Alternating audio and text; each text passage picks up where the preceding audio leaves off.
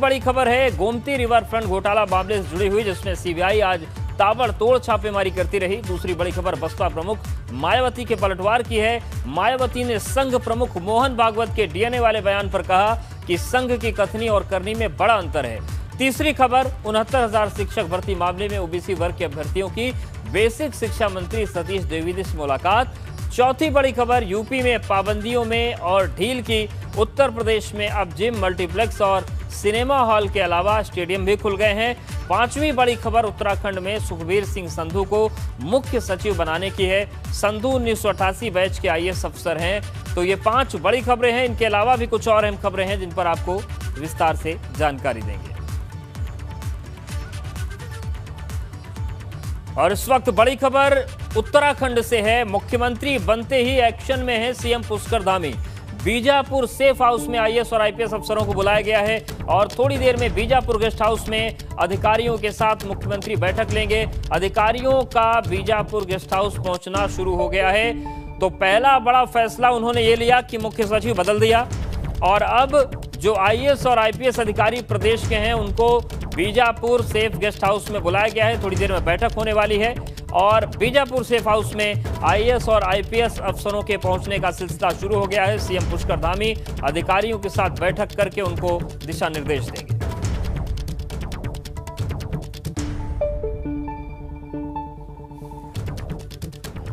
और विनोद हमारे साथ जुड़ गए हैं। विनोद, मुख्यमंत्री ने शपथ के बाद एक्शन लेना शुरू कर दिया है। पहला बड़ा कदम तो ये उठाया कि मुख्य सचिव बदल गए। आप जो बैठक होने वाली आईएएस और आईपीएस के साथ, क्या एजेंडा हो सकता है इसका? जी, अब देखिए, अभी कल मुख्यमंत्री पुष्कर सिंह धामी की प्रदेश के 11वें मुख्यमंत्री के रूप में ताजपोशी हुई है और उसके बाद से ही लगातार बैठकों का दौर और एक्शन का एक रूप यहाँ पर देखने को मिल रहा है मुख्यमंत्री पुष्कर सिंह धामी का। और आज सबसे बड़ी अगर एक्शन किया गया है तो उत्तराखंड के मुख्य सचिव ओम प्रकाश को हटाकर उनकी जगह एसएस संधू को लाया गया है। ये सबसे बड़ा आज मुख्यमंत्री का एक्शन है। और इसके ठीक अलावा अभी जल्द से जल्द आईएएस और आईपीएस अफसरों को भी बीजापुर गेस्ट हाउस में मुख्यमंत्री ने बुलाया है। तो ऐसे में एक्शन में जरूर मुख्यमंत्री पुष्कर सिंह धामी नजर आ रहे हैं, क्योंकि लगातार ताबड़तोड़ बैठकों का क्रम उनका शुरू हो गया है। तो ऐसे में अभी सबसे पहले आईपीएस अफसर बीजापुर गेस्ट हाउस पहुंच चुके हैं और उनसे वो वार्ता होगी, परिचय कार्यक्रम इसमें रखा गया है और उसके साथ साथ दिशा निर्देश भी मुख्यमंत्री अफसरों को देने वाले हैं। ठीक उसके बाद में आईएएस अफसरों का जमावड़ा यहाँ पर लगेगा। बिल्कुल, और देखने वाली बात होगी किस तरीके के दिशा निर्देश सामने आते हैं। शुक्रिया विनोद जानकारी के लिए।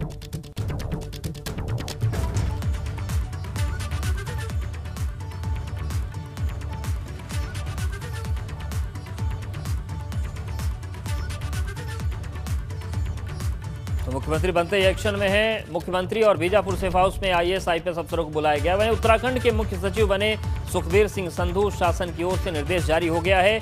1988 बैच के आईएएस अफसर हैं और वर्तमान में उनकी जो नियुक्ति थी वो केंद्रीय प्रतिनियुक्ति पर थे। एनएचएआई को संभाल रहे थे, एनएचएआई को, और अब उन्हें उत्तराखंड का मुख्य सचिव बना दिया गया है। तो त्रिवेंद्र सरकार से ही ओम प्रकाश जिम्मेदारी निभा रहे थे मुख्य सचिव पद की, लेकिन अब उन्हें हटाया गया है।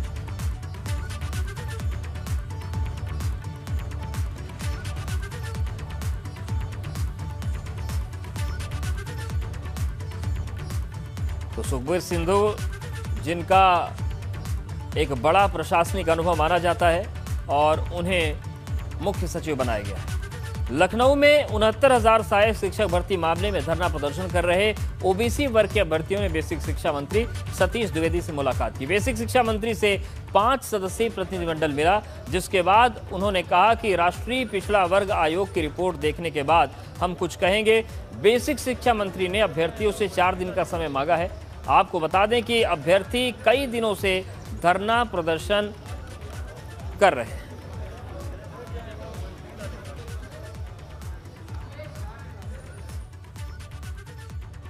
बार बार 69,000 शिक्षक भर्ती से जुड़े हुए लोग अलग अलग समय पर लगातार हमसे भी कई बार बात करते रहे हैं, हमारे अधिकारियों से भी बात करते रहे हैं, लेकिन जब वो मीडिया में जाते हैं तो कहते हैं कि हमारी बात कोई नहीं सुन रहा। आज हमारे आवास पर सुबह उन्होंने धरना दिया था, इसलिए मैंने उनको आमंत्रण दिया कि आप 12 बजे हमारे कार्यालय में आइए आप जो कहना चाह रहे हैं हम आपकी बात सुनेंगे। आज फिर ये लोग मिलना चाहते थे तो हमने आमंत्रित किया था, उनसे बात हुई है। पहली बात वो कहते हैं कि आरक्षण का अनुपालन नहीं हुआ है। इस बात को मैं स्पष्ट रूप से कहना चाहता हूँ, पूरी भर्ती प्रक्रिया पूरी तरह से पारदर्शी हुई है, एनआईसी के द्वारा ऑनलाइन हुई है। हमीरपुर में इंटरकास्ट मैरिज करना एक दूल्हे को महंगा पड़ गया। जयमाला के दौरान स्टेज पर चढ़कर दूल्हे की मां ने उस पर चप्पल से हमला कर दिया। शादी के दौरान हाई वोल्टेज ड्रामे का वीडियो सोशल मीडिया पर वायरल हो रहा है।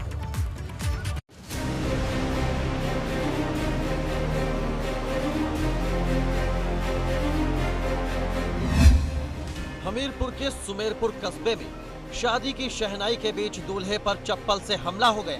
जयमाला के दौरान रिवॉल्विंग स्टेज पर दुल्हन के साथ खड़ा दूल्हा अचानक ही हैरान रह गया, जब एक महिला दूल्हा और दुल्हन की फोटो लेते फोटोग्राफर को धक्का देकर स्टेज पर चढ़ने लगी। महिला ने अपने चेहरे को कपड़े से ढक रखा है। इस दौरान स्टेज लगातार घूम रहा है और महिला इस पर चढ़ने की बार बार कोशिश कर रही है।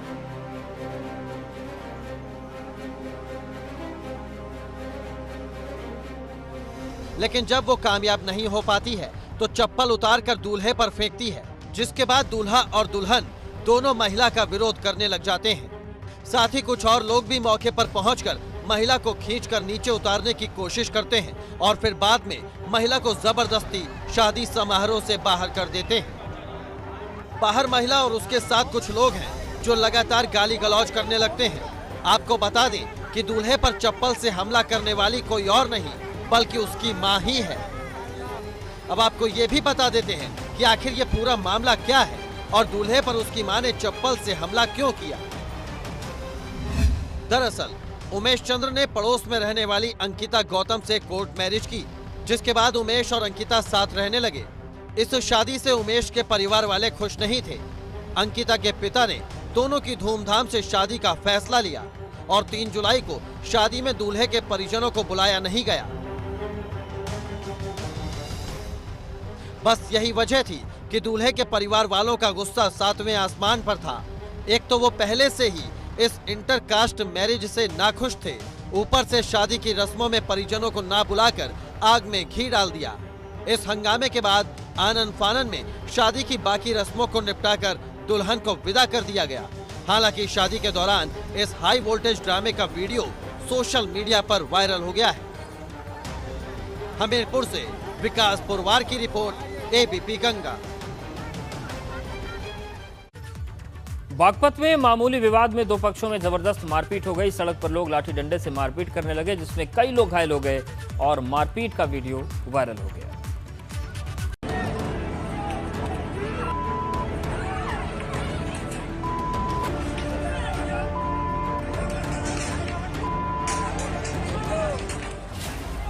बागपत में मामूली विवाद में चली लाठी, 2 पक्षों में जमकर हुआ संघर्ष।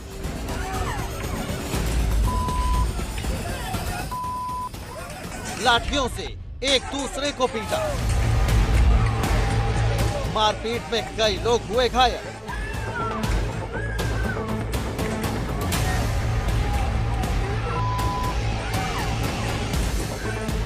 तस्वीरें बागपत की हैं। देखिए कैसे ये लोग एक दूसरे के खून के प्यासे बने हुए हैं। लाठी डंडे से एक दूसरे पर ऐसे हमला बोल रहे हैं जैसे आज ही ये किसी की जान ले लेंगे।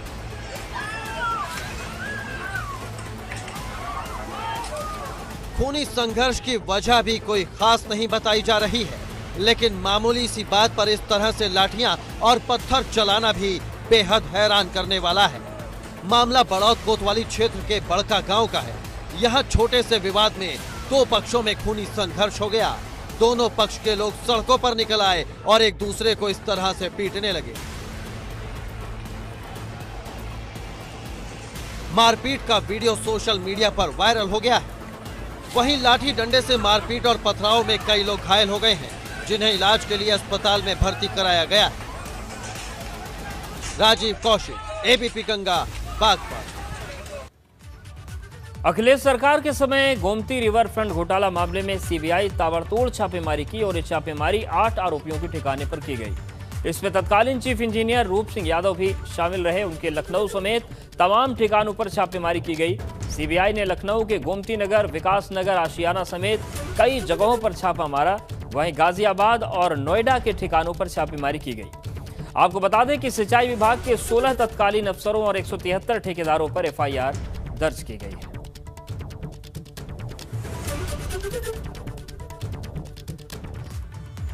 और आइए अब आपको हम दिखाते हैं लखनऊ समेत 6 शहरों की तस्वीरें जहां पर सीबीआई ने छापेमारी की। चीफ इंजीनियर रूप सिंह यादव के ठिकानों पर छापा मारा गया।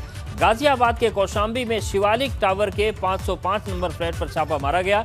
इसके अलावा नोएडा के सेक्टर 29 और ग्रेटर नोएडा के एनआरआई सिटी में भी सीबीआई ने छापा मारा। आगरा में अन्नपूर्णा ट्रेडिंग कंपनी में पार्टनर नितिन गुप्ता के घर भी सीबीआई ने रेड मारी है। इसके अलावा अलीगढ़ और इटावा में भी छापेमारी की गई। यहां पर ठेकेदार पुनीत अग्रवाल के घर को सील किया गया है।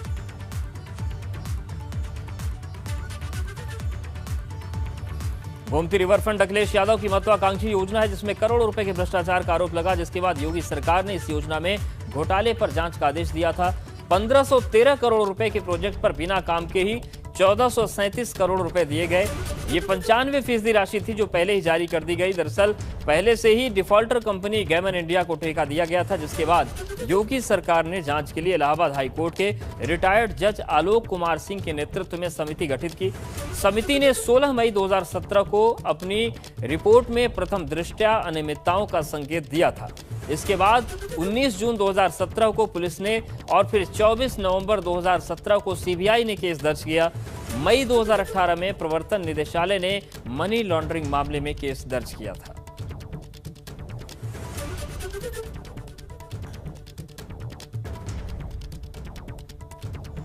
और गोमती रिवरफ्रंट घोटाले को लेकर सीबीआई की छापेमारी पर यूपी सरकार के प्रवक्ता और कैबिनेट मंत्री सिद्धार्थनाथ सिंह ने समाजवादी पार्टी पर निशाना साधा। उनका कहना है कि सपा चोरी करके सीनाजोरी कर रही है और क्या कुछ उन्होंने कहा, सुनिए। उत्तर प्रदेश में समाजवादी पार्टी सरकार में बने गोमती रिवरफ्रंट को लेकर के सीबीआई की जांच जारी है और इस जांच में बहुत सारी चीज़ें निकलकर सामने आई हैं। छापेमारी भी चल रही है। मेरे साथ उत्तर प्रदेश सरकार के कैबिनेट मंत्री और प्रवक्ता सिद्धार्थनाथ सिंह जी हैं। सर, रिवरफ्रंट को लेकर के छापेमारी हो रही है 40 अलग अलग जगहों पर। कितना बड़ा घोटाला है सर, और इसकी टाइमिंग को लेकर भी सवाल उठाए जाए। देखिए, कोई इन्वेस्टिगेशन करे, इन्वेस्टिगेशन की रफ्तार अपनी होती है, जो करने वाले होते हैं वो ज़्यादा ध्यान देते हैं। और ये कोई राज्य सरकार की एजेंसी नहीं है जो हम उसकी रफ्तार को नापें। तो ये जो कहना है ये गलत है। पहले तो आप चोरी करते हो, फिर सीना चोरी कर रहे हो। और ये जो गोमती रिवरफ्रंट का जो घोटाला है, ये समाजवादी पार्टी का चाल चरित्र और चेहरा है। और ये चीख चीख के चिल्ला रहा है कि समाजवादी पार्टी के शासनकाल में कितना बड़ा घोटाला और लोगों का किस प्रकार से पैसा जो है इन्होंने लूटा है।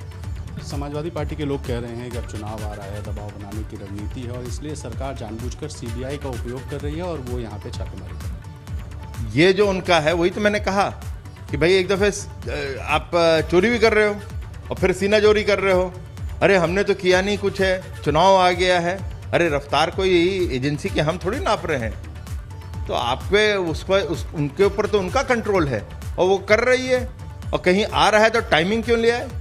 हर चीज में जो विपक्ष है और विशेष रूप से समाजवादी पार्टी या तो टाइमिंग लाते हैं अपनी चोरी के ऊपर, या जब कार्रवाई होती है जिस प्रकार से धर्मांतरण पे हो रही है तो फिर चुनाव हो जाता है। मतलब सांप्रदायिकता आपका एजेंडा है और भ्रष्टाचार भी आपका एजेंडा है। सर, चूंकि जो अभी एफआईआर हुई हैं 16 इंजीनियर्स और 173 ठेकेदार, तो क्या ये अधिकारी और ठेकेदार तक ही सीमित रह जाएगा या उस सरकार में 2012 से 17 के दौरान जो नेता थे, जो मंत्री थे, वो भी इसकी श्रेणी में आ रहे हैं? कहीं कुछ इस तरह की गुंजाइश? देखिए, ये मैं नहीं कह सकता कौन आएगा नहीं आएगा, क्योंकि सीबीआई एक ऑटोनमस बॉडी है। मगर इतना बड़ा घोटाला हुआ है तो ये स्वाभाविक है कि जो कहावत है कि कहीं ना कहीं अकाउंटेबिलिटी तो होती है। अंग्रेजी में कहते हैं कि buck stops where does the buck stop. तो ये अकाउंटेबिलिटी तो कहीं होगी ना, जिम्मेदारी तो तय होगी। अब किसकी कलम से वो फाइनल जिम्मेदारी तय हुई है, साइन हुआ है, उस पर जिम्मेदारी तय होगी, ये मगर सीबीआई को देखना है। बरेली में एक दुल्हन हेलीकॉप्टर में सवार होकर ससुराल पहुंची तो देखने वालों की भीड़ उमड़ पड़ी। गांव वालों के लिए बहू न सिर्फ नई नवेली दुल्हन है बल्कि उस गांव की नवनिर्वाचित ग्राम प्रधान भी। यही वजह है कि लोगों ने दूल्हा दुल्हन का जोर शोर से स्वागत किया।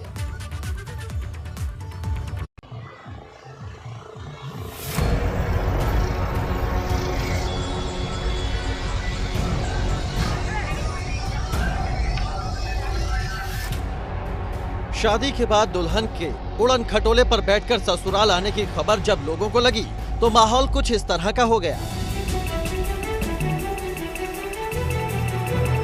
दूल्हे के साथ दुल्हन को देखने के लिए हेलीपैड के चारों ओर लोगों की भीड़ जमा हो गई। यूं तो पहले भी दुल्हनें हेलीकॉप्टर में सवार होकर ससुराल पहुंची हैं, लेकिन बरेली के आंवला रामनगर विकास खंड में दुल्हन को देखने की ग्रामीणों में कुछ ज्यादा ही रुचि है, क्योंकि ये नई नवेली दुल्हन नव निर्वाचित ग्राम प्रधान भी है। आपको बता दें कि उझानी की सुनीता की शादी आंवला रामनगर विकास खंड के निवर्तमान ब्लॉक प्रमुख श्रीपाल लोधी के बेटे ओमेंद्र लोधी से हुई। नव दंपति हेलीकॉप्टर से जब आलमपुर कोट गांव पहुंचे तो उन्हें देखने वालों की भीड़ लग गई, क्योंकि सुनीता ने पंचायत चुनाव में आलमपुर कोट से नामांकन दाखिल किया था और चुनाव में उन्हें जीत हासिल हुई। 3 जुलाई को सुनीता की शादी ओमेंद्र के साथ हुई और 4 जुलाई को सुनीता हेलीकॉप्टर से अपनी ससुराल पहुंची, जहां से वो ग्राम प्रधान बनी है, जहां ग्रामीणों ने उनका फूल बरसाकर स्वागत किया। आपको बता दें कि सुनीता की सास राजवती भी 2 बार ग्राम प्रधान रह चुकी हैं और इस बार उन्होंने अपनी बहू को पंचायत चुनाव लड़वाया था, जो जीत हासिल कर अब उनकी सियासी विरासत को संभालने के लिए उनके घर की बहू बनकर आ गई है। अनूप मिश्रा, बरेली, एबीपी गंगा।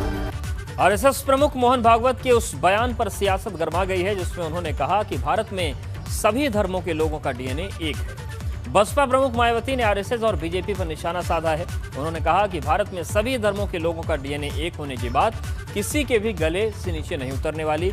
मायावती ने कहा कि आरएसएस और बीजेपी एंड कंपनी के लोगों और इनकी सरकारों की कथनी और करनी में अंतर सभी देख रहे हैं। साथ ही मायावती ने कहा कि आरएसएस के सहयोग और समर्थन के बिना बीजेपी का अस्तित्व कुछ भी नहीं।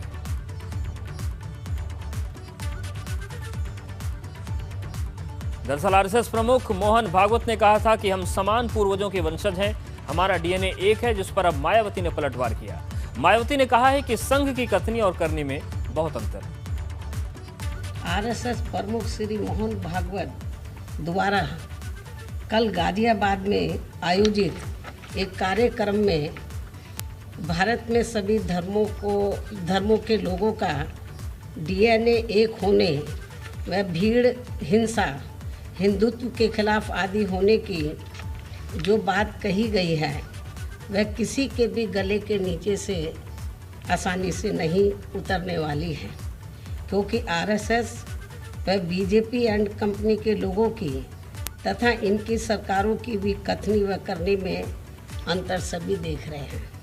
साथ ही आरएसएस प्रमुख देश की राजनीति को विभाजनकारी बताकर जो कोस रहे हैं ये ठीक नहीं है, जबकि सच्चाई तो ये है कि खासकर जिस बीजेपी व उनकी सरकारों को वे लोग जनहित व देश हित की खास परवाह किए बिना आंख बंद करके समर्थन देते चले आ रहे हैं, उसी का परिणाम है कि यहाँ जातिवाद, राजनीतिक द्वेष, सांप्रदायिक हिंसा आदि का जहर सामान्य जनजीवन को त्रस्त किए हुए है।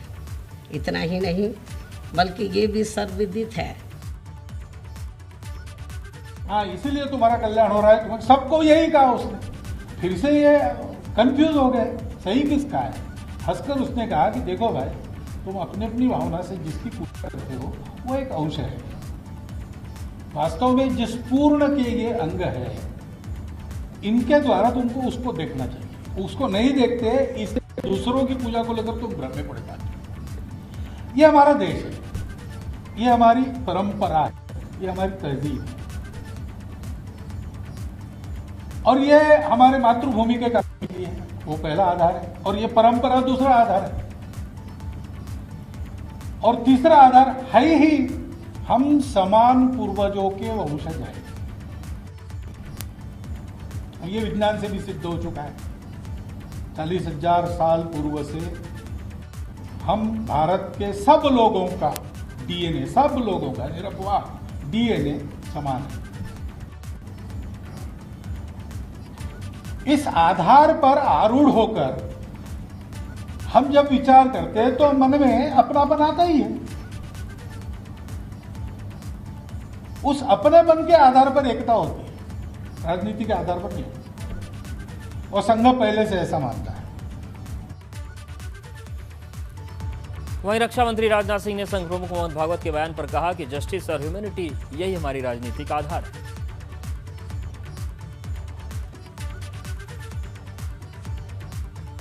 मैंने कोई गलत नहीं कहा, उन्होंने सच कहा। और वैसे जहां तक भारतीय जनता पार्टी का प्रश्न है, हम लोगों ने कभी जाति, पंथ अथवा मजहब के आधार पर राजनीति नहीं की है। इंसाफ और इंसानियत, जस्टिस एंड ह्यूमैनिटी, यही हमारा आधार रहा है राजनीति करने का।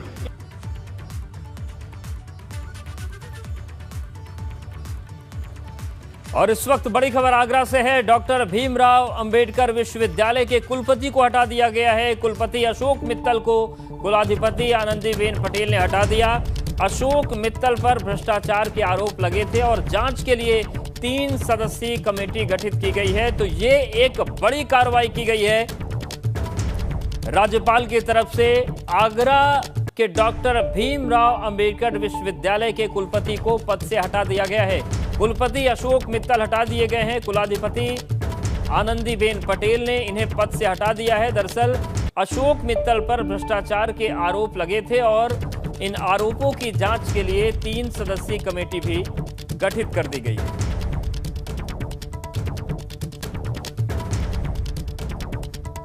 तो कुलपति अशोक मित्तल को पद से हटाया गया है। अशोक मित्तल पर भ्रष्टाचार के आरोप लगे थे। डॉक्टर भीमराव अंबेडकर विश्वविद्यालय के कुलपति को हटाया गया है पद से। कुलाधिपति और राज्यपाल आनंदीबेन पटेल ने यह कार्रवाई की है।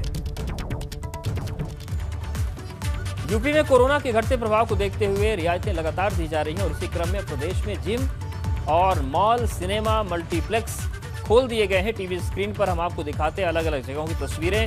वाराणसी, बरेली, कानपुर, जहां पर अनलॉक पूरी तरीके से हो गया है, जिम खोल दिए गए हैं और कानपुर में स्टेडियम को भी खोल दिया गया है। तो देखिए, जिन लोगों को जिम खोलने का इंतजार था उनका इंतजार पूरा हुआ। सिनेमा हॉल, मल्टीप्लेक्स, मॉल्स जितने भी हैं उनको खोल दिया गया है। लेकिन इसका मतलब ये नहीं है कि आप मास्क लगाना बंद कर दें। एहतियात बरतना पड़ेगा, क्योंकि अगर पहले लहर के बाद वाली गलती की तो दूसरी आई और दूसरे में गलती करेंगे तो तीसरी आने में देर नहीं लगेगी, क्योंकि आशंकाएं पहले ही जताई जा चुकी हैं। तो वाराणसी, बरेली, कानपुर तस्वीरें आप देख रहे हैं। अनलॉक के तहत स्टेडियम, जिम खोल दिए गए हैं, लेकिन एहतियात की उम्मीद भी की गई है।